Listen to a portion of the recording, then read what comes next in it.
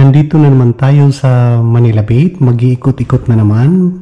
Makiki-update na naman kung ano ba yung bagong nangyayari at saka mga pagbabago dito sa Manila Bay. Weekend ngayon kaya aasahan na maraming mga taong papasyal dito sa Manila Bay.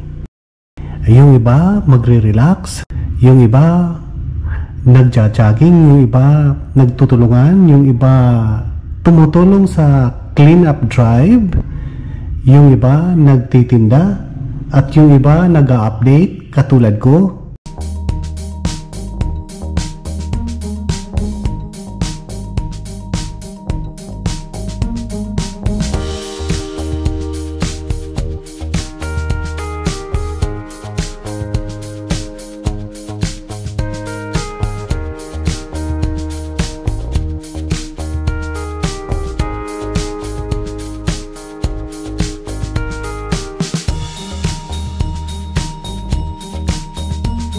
Maraming nagtatanong kung bakit ko daw binabalik-balikan ang Manila Bay. Hindi ba daw ako nagsasawa? Siyempre pag mahal natin yung kalikasan, hindi tayong magsasawang balik-balikan ang lugar na to. Katulad ng girlfriend natin, kailangan balik-balikan. Kasi pag hindi yan balikan natin, magagalit yan.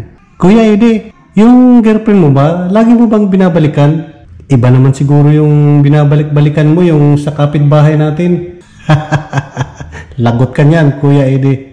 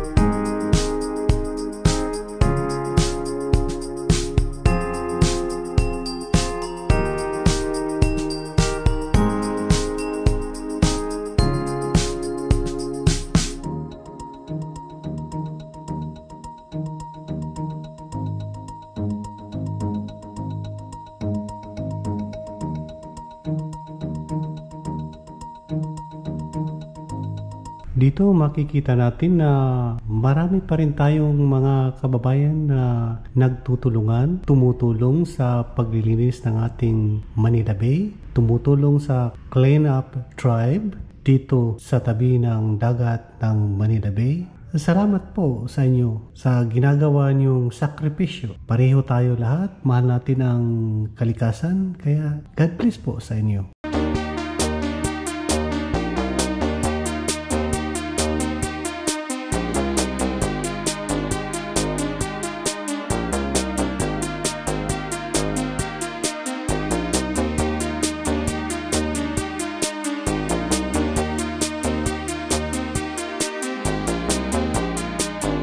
Dito banda nakikita na natin ang unti-unting pagbabago ng lugar dito sa Manila Bay.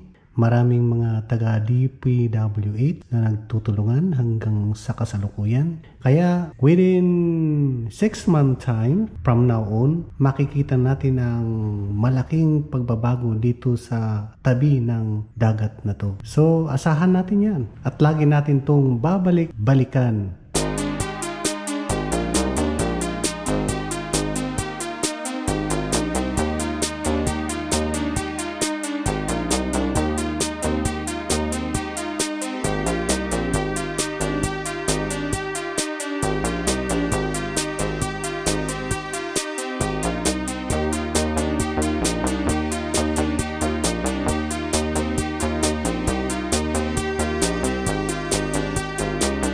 Natapos nating mag-ikot dito sa Manila Bay at naipakita na natin ng bagong kaganapan yung pag-a-update natin sa lugar na to. Kaya ako'y uuwi na rin at weekend ngayon at mag-i-enjoy na rin. At salamat po sa inyong panonood. Ako'y babalik bukas sa susunod na mga video ulit. Bye-bye!